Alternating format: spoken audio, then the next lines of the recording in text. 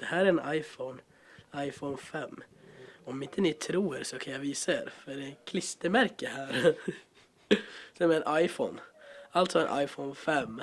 Vad gör man med den? Ja, man tror att man har en iPhone om man har en sån där. Vilket jag tror. Det är inne. Ja, jag har problem hemma, ja. Hur ska jag stänga då?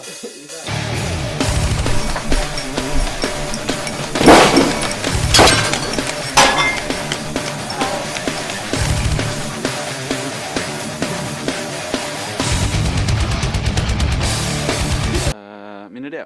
Din idé. Tänk dig att göra en film där du bara filmar en massa skit. Typ random everyday stuff. Och sen så tar du bort ljudet. Sätter dig med en H4 och spelar in ljudet som du vill ha. Och bara lägger över det sen. Så typ alla ljud blir typ dubbare. Fast Det är kul. någon skulle göra det. Det skulle vara skitkul. Typ såhär, tänk dig att en bil kör förbi. Bum, bum, bum, bum, bum, bum. Och så typ, du får sms. Bling, bling. Och så bara. Party for everybody dance. Come on and dance. Come on and dance. Come on and dance. What the fuck? Dance. Come on and dance. Come on and dance.